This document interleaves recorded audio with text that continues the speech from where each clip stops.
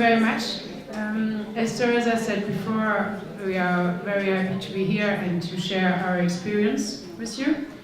So today I'm going to make a presentation which is divided into two parts. So the first part will be in continuation with Teresa's presentation about clinical trials. I will speak about the main outcome measures that we have for DMD in clinical trials, but also in consultations, so for follow-up of DMD patients. And the second part will be about the care. So, we have, of course, you have outcome measures, which are possible for ambulant and non-ambulant patients. So, for ambulant patients, you have the pulmonary function test, so everything what's respiratory. We have the goniometry, so it's to see the range of motions of all the articulations, so actually to see if there are contractures or not. Then we have motor function measures. We have the 6-minute walk test, which is quite well known, I think. Then we have the NSAA. It's the North Star Ambulatory Assessment. It's a scale for ambulant Duchenne boys. We have the time tests, and the myoset are the tests for the upper limb strength, and the Actimyo, which is actually a device for home recording movements. For the non-ambulant patients, they are a little bit less. We have the pulmonary function tests, the goniometry, the function, the strength, and also the home recording movements. So I'm going to start with the pulmonary function test. Actually, the mean value that we really need is the forced vital capacity, with its percentage of predicted of age. So the percentage of predicted of age is calculated with the height, the age, and the gender. Of course, it's male, and it's also actually the percentage of predicted value is also in the moment inclusion criteria for several DMD clinical trials. So the forced vital capacity is actually you ask the patient to take a deep breath in and then to blow as hard and as long as possible. For boys who are less than 10 years of age, they have to blow during 3 seconds. And for boys who are older than 10 years of age, they have to blow about 6 seconds. These are the ATS criteria. It's also the Atomic Thoracic Society which defined this criteria. And then we also have the FEV1, which is actually the maximal amount of air that a patient can blow during the first second of the forced vital capacity. So after we have the peak cough flow. The peak cough flow is a criteria to define the strength of the cough of a patient, and this is also it's actually also very easy to do. You just have to ask the patient to perform a good cough, like a. And then we have these are both volumes that we measure. And the other ones, so the maximum inspiratory and expiratory pressure and the sniff nasal inspiratory pressure, are more tests to evaluate the strength of the inspiratory and the expiratory pressures. So, as I said, these are tests that are performed in clinical trials, but of course they are also very important for the care. Okay? I will come to this afterwards. Then we have the goniometry. Okay, to me the goniometry it's more a test, it's more feasible in the care. We have also this sometimes in trials, but the problems with goniometry is that it's very subjective. So for this you need a goniometer, and you can with this measure the angle of all the articulations. So then of course you can compare to the normal range of motions that exists. So yes, you can see even with very well-trained physiotherapists who are performing the goniometry in clinical trials, often you will see that it depends really on what kind of person is measuring. So it's good to know, but sometimes for clinical trials, I think it's complicated to apply this. Then we have the motor function measure. This is a test, actually a scale, which has been designed by a French team in Lyon. And it's quite a good scale because it has it takes actually the global function of the patient. You have on one side the stand-up and the transfers, on the other side the axial and proximal motricity, and also the distal motricity, so the fine motor. And this gives you a total score in percentage, and you can then compare it. For example, when you start the corticoids for DMD patients, and as Teresa said, we try to perform evaluation in the beginning, all 6 months. It can give you an indicator. You can see, okay, he's improving. No, he's not that improving. Maybe we should increase his doses. It's a good indicator.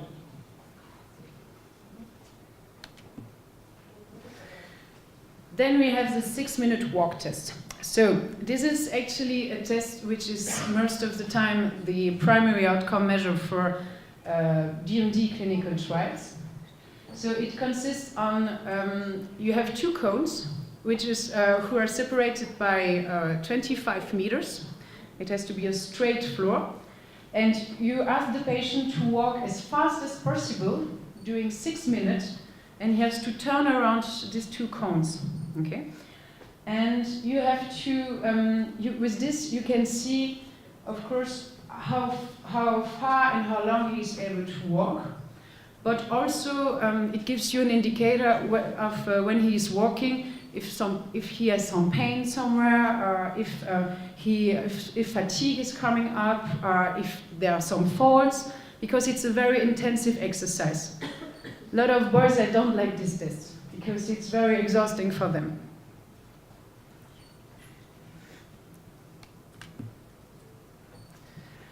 Regarding the strength of the upper limb, so for this we have the Mayo set, which is divided into 3 parts. We have on one side the Mayo grip. It's actually a tool who is able to measure the grip strength, and it's a device which has been developed by the Institute of Myology, so by engineers of our company, and it's a very good tool because it has a high precision, so it goes up to 0.01 kilogram. So it has been developed for very weak patients. And of course, it's a tool that you can adapt to when the patient has contracture and for his position, and it's also a very simple use.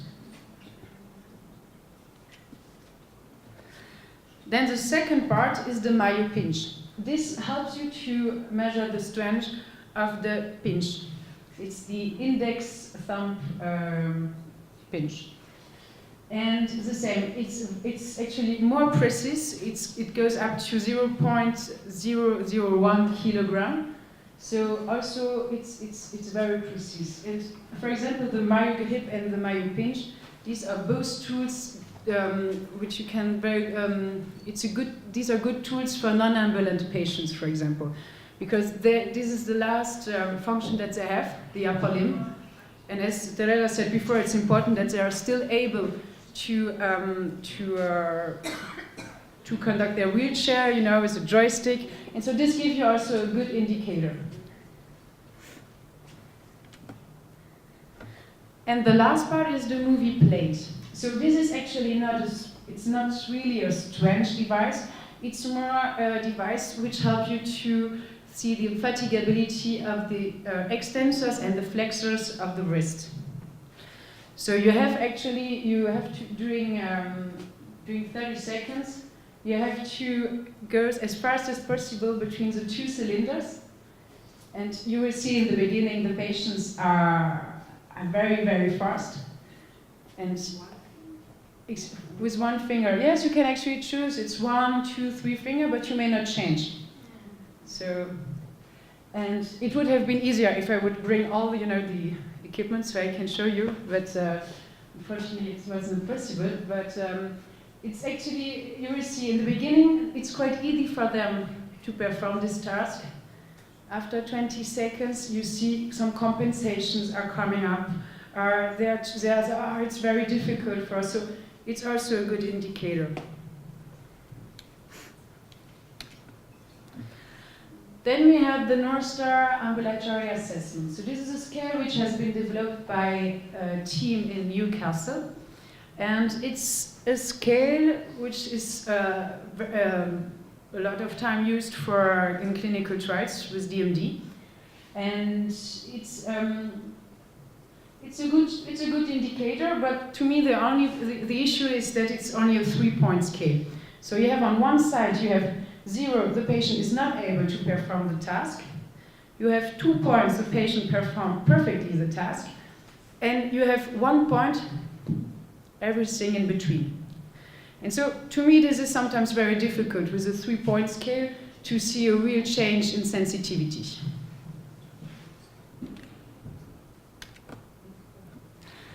Then we have the time test. So, the time test, there are 4. You have the rise from floor, where you can see, Teresa showed you a video about the Gowers maneuver.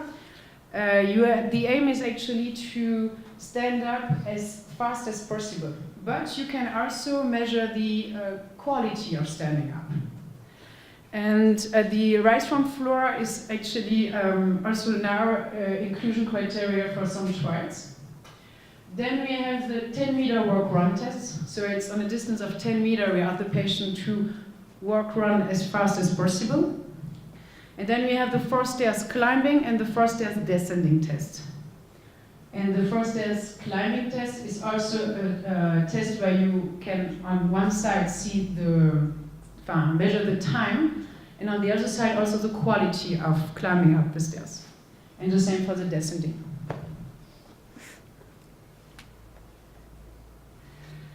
And finally, we have the Actimyo. This is actually a device which has been designed by the Institute of Myology in collaboration with Sysnav company, which is a company specialized in navigation technologies. And it's a device that the patient wears when he is at home. And he wears this device, it's like a watch. Yeah? And he has to wear it during the whole day. And with this, we are able to see his upper limb activity. So we can use it for ambulant and non-ambulant patients. So for the ambulant patient, you see you have one on the dominant wrist. So for me, for example, it would be the white one. And you have to fix the second one on the dominant, on the same side ankle. And so this gives you not only an indicator of the upper limb activity, but actually of the whole activity as the patient is walking to. For the non-ambulant patient, you still have to fix the watch on the dominant wrist, and the other watch, the other sensor, you fix it on the wheelchair. And so our engineers are able to see the difference between the movements of when the patient is doing the movement or when he has some help, for example. So, the care in DMD. So, first I'm going to talk about the principle, but also the preventive, what you can do for Duchenne boys. And then I will talk about the real care. Okay, so first point, what I really want to say is that the care in DMD, but also for other neuromuscular diseases, it's a multidisciplinary task. It's not only, it's important that all the people who are working are talking to each other, are collaborating, because so you can exchange and you will improve the care of your patient. Then I will give you some physio advices and DMD take-home message. So, the first principle. I would like to say that, yes, we are talking about DMD. It's the same disease for all these boys, but they all have different clinical presentation and needs, okay? So this means that what I can give you today a global overview of what you can do, but it's not a recipe.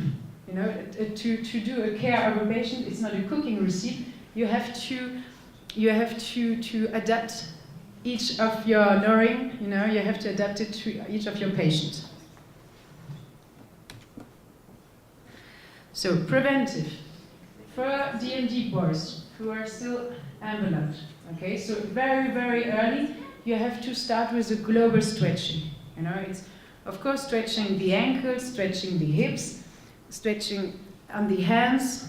I will come to this later. But it's stretching is the most important. Even if you think, you know, your child is 5 years old, no, he is still walking, is everything fine? Stretching is the most important thing. What we also said what's very important are the splints during the night. It's the same as for stretching. No, my son doesn't need some splints.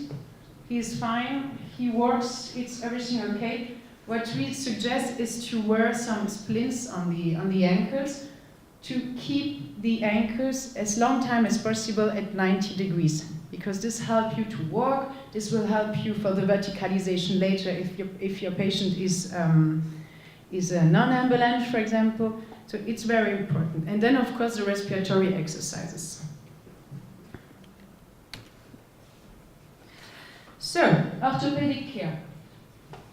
To have an harmonious bone growth, it's really important to have a balanced muscle groups who are working together, you know, who are applying some tractions, who are applying some pressure on your bones. This gives you a normal bone growth. The issue with DMD is that, of course, you don't have these balanced muscle groups, okay? So you have deformities. So for this in the care, you need the balance between a lot of mobilization, so as I said, global stretching, for example, but on the other side, you also need immobilization, like the splints during the night.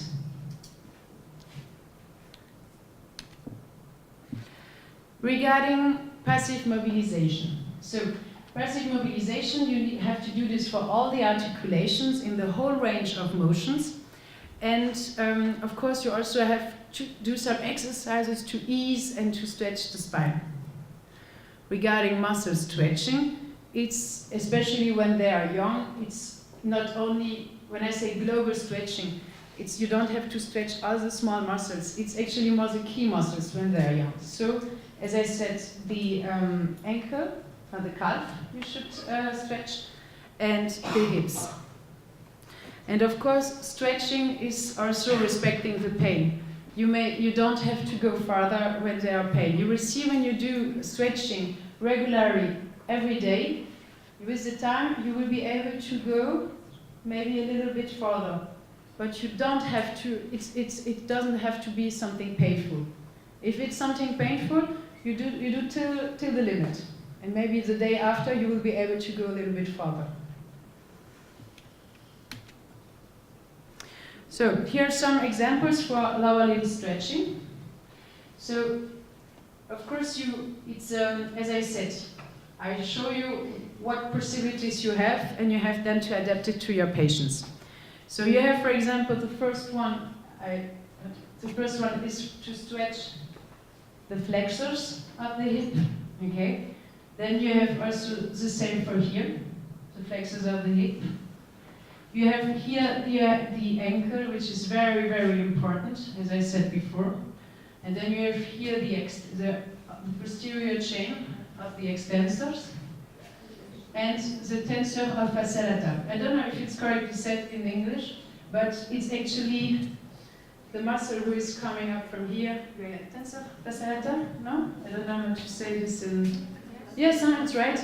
Okay, perfect. So these are some ideas of exercises for the lower limbs. And you have the same for the upper limbs.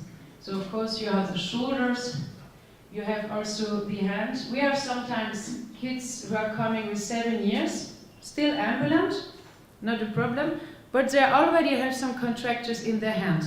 So sometimes it's not because they are young that you only have to focus on the lower limbs, because sometimes you also have already contractures in the upper limbs. So pronation, supination, extension and flexion. And of course also the shoulders.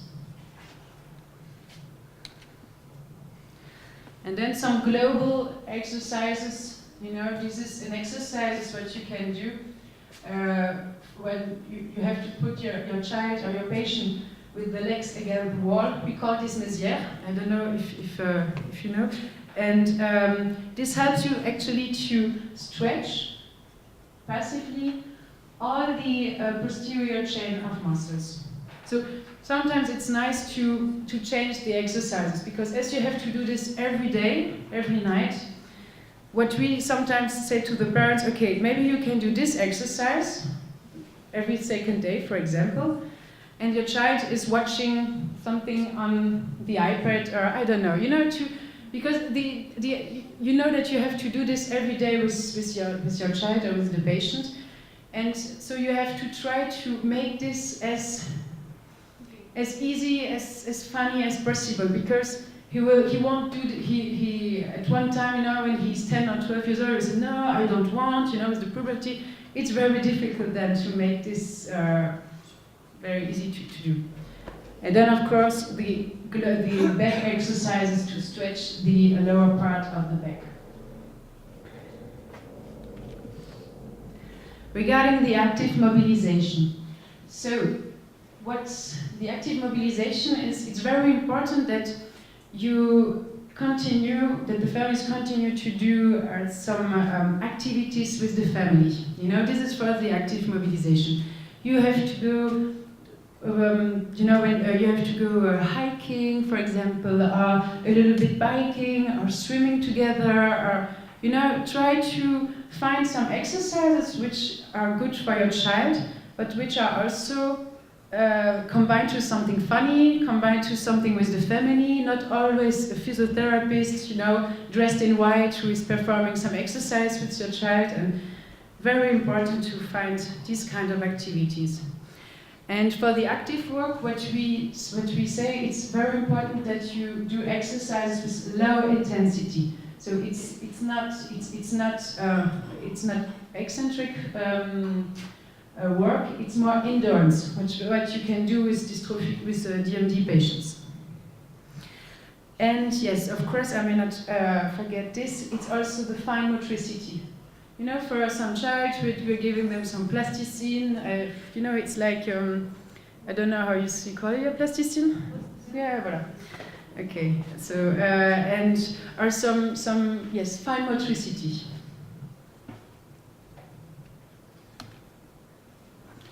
Regarding the back, so we know that DMD means also scoliosis. What we have seen now with the corticosteroids is that the patients are when they start early, they are ambulant more longer.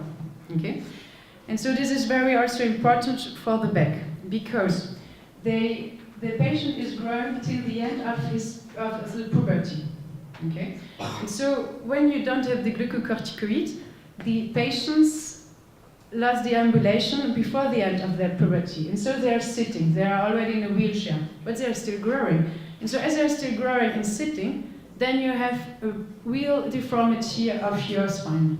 And so this is on one side the importance of glucocorticoids, and on the other side, it yes, you have of course to continue to stretch your patient for the spine, and to continue to ease the back. So for example, we have here a scoliosis where you can measure, you have to do an X-ray, and then with this you can measure the angle of cup. And so the angle of cup gives you an idea of the severity of the scoliosis. So it goes from up to 10 degrees, which is called scoliosis, to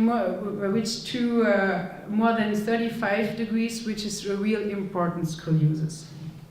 So to prevent it, we have, as I said, the corticosteroids, the stretching, but also the thorax mobilization. For this we use the we use the Alpha 300.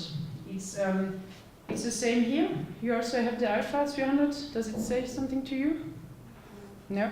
It's actually a machine, I will come to this later, which brings a huge quantity of air into your lungs and which mobilizes actually your thorax. Because scoliosis, it's not only a back deformity, it has of course also an impact on your lungs. So you see both are together. So and this is only a protocol for post-spine surgery for physiotherapists, where of course during the first months you have to do mobilization, but very, very softly. Adapt again the corset, you know, because you will have another angle, so adapt the bed also. Regarding the respiratory care, so we have the Duchenne boys have a restrictive lung disease. So it's very important, the respiratory care, because it's actually the first cause of death. Okay, it has an insidious onset, so as caregiver you really have to be attentive to this, and this is also why I said that it's important that all the caregivers exchange to each other and talk to each other. So when you as physiotherapist, you have to talk with the pneumologist, you have to exchange also with the orthopedic, with the doctor of medical rehabilitation, physio-rehabilitation. So it's an exchange, it's a group work. That's the reason why. It's not only, if everybody is just focusing on his own thing, it will make the care very difficult. So, we have the respiratory care it's also very important, because you have on one side the orthopedic deformation with the scoliosis, as I said before. This can, for example, the lordosis are much more severe for the lungs, because it's compress actually your lungs, as for example delordose. Then we have also for DMD, they have the abdominals who are very, very weak. So this brings you a very weak cough. And of course we have a weakness of the inspiratory muscles, which reduces the volume of air. And we have a weakness of the expiratory muscles. And this, as I said for the abdominals, this makes that it's difficult to cough. And of course we have the swallowing problems, which are also combined with the respiratory and sleeping problems. So what is a restrictive disease? When you have a patient without somebody without DMD, you will ask him, as I said, for the forced vital capacity, you ask him to blow as hard and as long as possible. You will have your FVC and your FEV. You will have a really nice curve going up with a plateau. Okay? For the patient with a restrictive disease, you will see that the volume curve is much lesser than a patient without DMD. So this is actually, you have to imagine, you have your thorax of a DMD. It's not that elastic and very weak, so the quantity of air is not possible to be exhaled as somebody without DMD. So that's the reason why the volume is reduced. And of course, as also Teresa said before, the percentage of predicted of FVC gives us an idea when the ventilation should probably be installed. So you said less than 40%, I said 50%. Well, it's the same. And the spirometry is not a diagnostic. It's very important. So for example, when you do an FVC with your patient and you see, oh my God, when I compare it to normal values, I see that it's not, he's very weak. You cannot say, okay, he absolutely needs ventilation.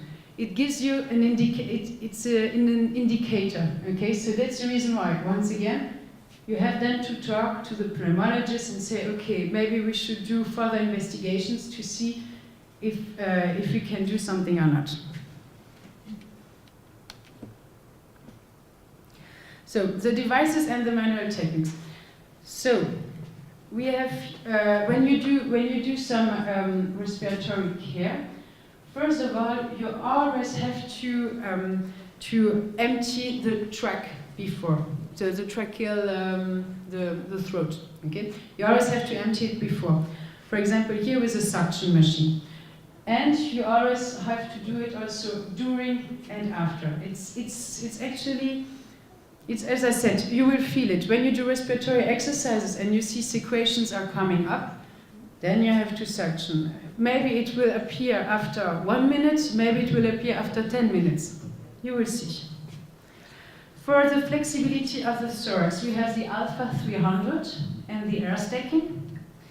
Then we have, for the mobilization and raising of endobronchial secretions, we have the intrapulmonary percussive ventilation. For the expulsion of secretions, we have the cough assist. For the flexibility of the neck and the mouth, we have mobilization and stretching. And at the end, of course, we have the ventilation. So, the first one is the alpha 300. This is actually a device which supplies a positive pressure during the inspiration and then switch directly to expiration as soon as the pressure set has been reached. So for this, you have to imagine, okay, I will show you as best as I can. You have the machine, you ask the patient to take a little bit air. The machine will bring a big air quantity which has been set before into the lungs of the patient till a certain pressure, okay? Because you can of course set this before. And when this pressure is when you arrive to this pressure, all the air quantity will goes out, okay? And this helps you then. This gives you some exercises actually to mobilize. To make some mobilization of your thorax. What we also suggest is to use a belt for this, because then it's really on the lungs. And we suggest this also 15 to 30 minutes every day. We have different kind of masks, of course, only nasal or nasal oral. And for this, you need a collaboration of the patient. So what we said is that even if sometimes patients still don't need this at this time, when they don't need the alpha 300. We suggested to start a little bit earlier, so that when he will need it, that he is okay, that he understands what to do, that he is used to this kind of exercises, and then he's okay. And then we have the air stacking with the resuscitation bag. It's another kind of technique, and it's then manual. For the mobilization and raising of endobronchial secretions, we have the intrapulmonary percussive pressure. We call this the percussionnaire. It's actually a device which has two different frequency types. You have on one side the low frequency, which is more for the ventilation, and the high frequency, which is more for the bronchial drainage. So you have to imagine a patient who has a lot of secretion really at the end of his lungs. You can use the intrapulmonary percussive pressure device to bring all the secretion up. Okay? So you had on one side the alpha 300 just to mobilize, to make a mobilization of his thorax, and then on the other side the intrapulmonary percussive pressure is more to get all the secretion up. Okay? And what is very good with this device is that you don't need collaboration. So, for example, here I show you a picture of a baby. It's not adapted to D&D, but it's just that you see that it's very easy to use. For the expulsion of secretions, we have the cough assist. So, for example, you perform the percussive intrapulmonary pressure, and then it brings all the secretion, like the half of the throat, and then you will need the cough assist to bring all the secretions which are accumulated in the throat out. Okay? So, first of all, what is a good cough? for a good cough, for a healthy subject, we need first a deep inspiration, and then he has to block his glottis to increase the pressure inside, and then he needs a strong expiration. This is actually what the cough assist will do. So, for a DMD, as I said, we had the weakness of inspiratory muscles, which reduce the volume of air, and also the weakness of expiratory muscles, who avoid the rising pressure during the closure of the glottis. And with this device, we also said that it's very important to do this every day when it's needed. It depends on your patient. Okay, and so this is a way to make a non-invasive secretion clearance by applying a positive air pressure to the airway. So it's actually what I said, what is a good cough? This machine will perform this. And I don't want to forget to say this. You remember when I was talking about the outcome measures, when I was talking about the respiratory assessment, we had the forced vital capacity, but also the peak of flow. And the peak of flow, you really have to be careful, because a good cough is above 180 liters per minute. Okay, this is then an effective cough. If you perform your peak of flow with your patient and you see, he has about 140, 150 liters per minute, then it's a good indicator that his cough is not effective anymore, and that you should probably find another solution to help him to cough, like using, for example, the cough assist. So here are just some clues for the indication of ventilation. Because we are not the one who are installing the ventilation. We just can, as I said before, talk to the pulmonologist and exchange with him. So the first point is the percentage of predictive value. As I said before, less than 50%. And for DMD patients, you will have sometimes hyperventilation with hypercapnia and desaturation during the sleep. But he has a good vital capacity. This is the reason why I said the first vital capacity is not a proof that he needs ventilation. Sometimes a patient has a really good forced vital capacity, but he has on the other side a very bad quality of sleep with hypercapnia, with hyperventilation. And so some symptoms for what you can ask to the, some things that you can ask to the parents is, does your child have some headache during the morning? Is he very tired during the day? Or is he a lot of snoring, and does he have some difficulties to concentrate during the day? So these are some ideas, but also, of course also a loss of weight. If you see your child or your patient is losing weight in a short period of time, this is also a good indicator that he probably will need some ventilation. So to confirm the diagnostic is a nocturnal oximetry and or a polysomnography. The instrumentation and the quality of life. So during the childhood, the patient has orthopedic deformation due to his muscle weakness. So as I said, we have on one side the prevention, and on the other side we have the correction, in order to reach as best as possible the end of the puberty. Okay. For adults, the instrumentation is more there to have a functional aim, okay, and to avoid other deformation or to avoid the acceleration of deformation.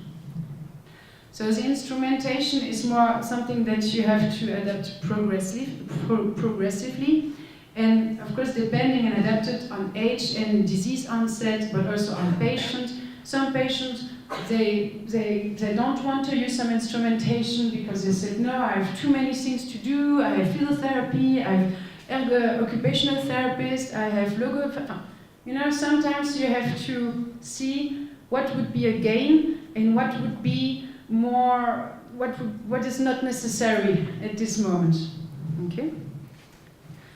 And you have, of course, you need to adapt the environment of your patients. So We have some families who, when their child is growing up, become non-ambulant. They have to move, or they have probably to emanate to their house, to do everything on the lowest floor.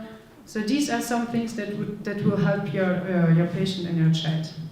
And of course, a good school integrations.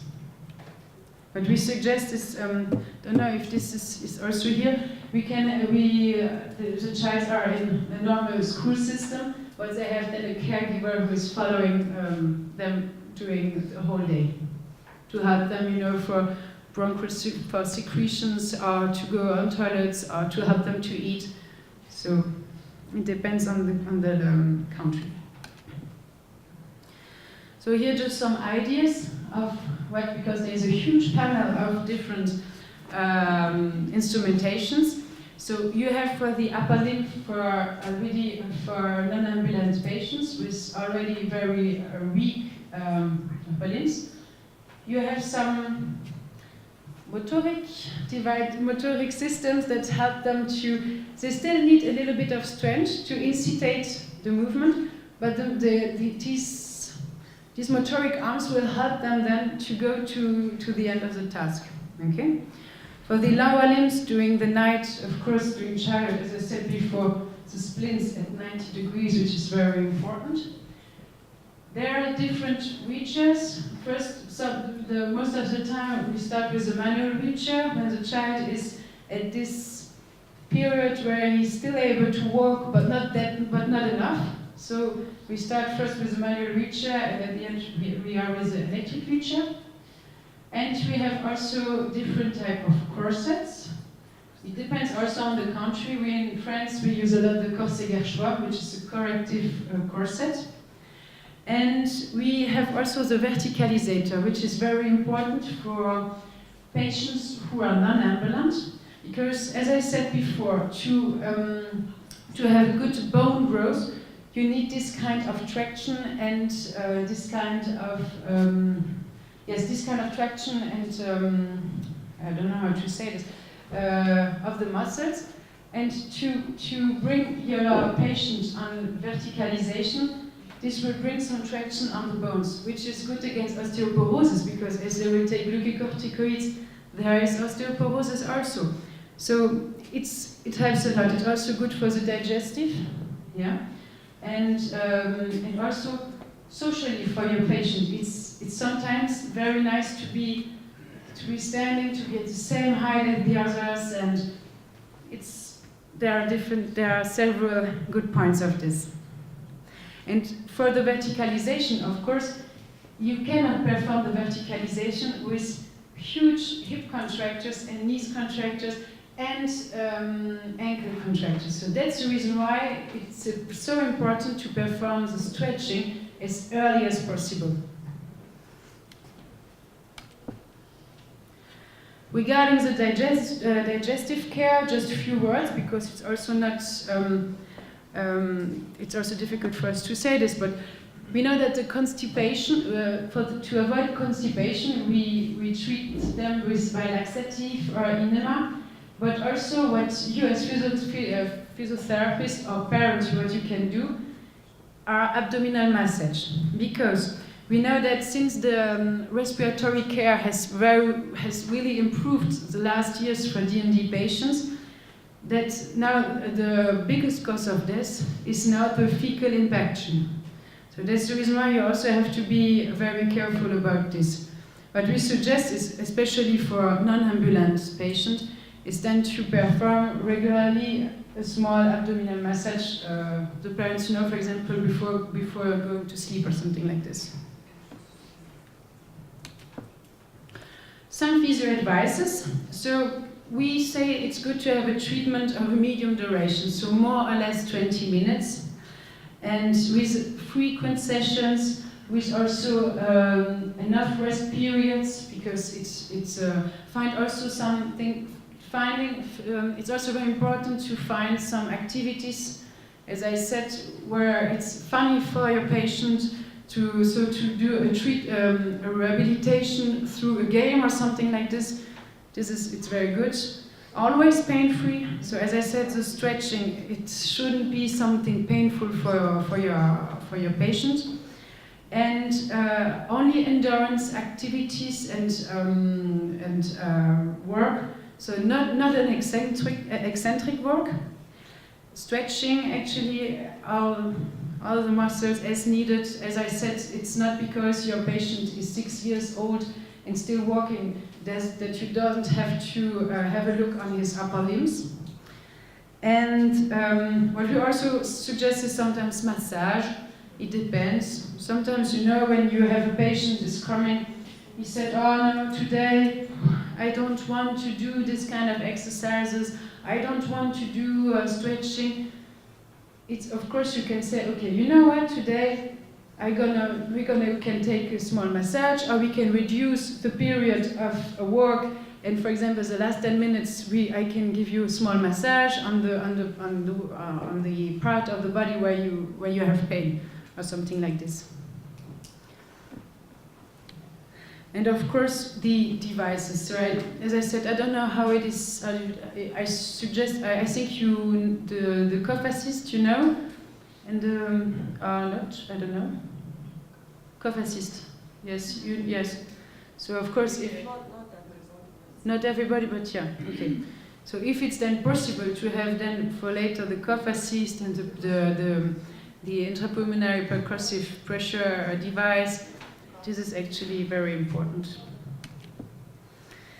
And then the take-home message is, first of all, to me the most important thing is the prevention. So, of course, your child with 6 years, he is a child, so you cannot say, okay, we have to do 2 hours of stretching, and then we have to do 2 hours of endurance, and then you have... No. It's not possible. They are still child. Okay, they have to seize their days. They have to seize their childhood. It's very important. But nevertheless, you have to work with him. Okay. The stretching. It's very important, especially as I said, the ankles, the upper limb, especially also the hips. It's very, very, very important. And then you have to focus also on symmetry. Yes, because if you have, as you said, for the scoliosis, there are some muscular imbalance. You know, you have to be careful when you're as physiotherapist to, for example, not perform only exercises on the left side, but also on the right side. You know, it's global. Okay, you have to keep the trunk flexible on one side because of the scoliosis, on the second side because of the lungs. Because most of the time the parents said, yes, okay, he has a small scoliosis, but it's okay, he is fine. And then you explain him, okay, I'm not talking about something which is nice or not. It's just that with the scoliosis has also an impact on the lungs. And when you explain this to the parents, they're like, oh yeah, that's right. I didn't think about the fact that the scoliosis could also have an impact on the lungs, of the respiratory capacity of my son.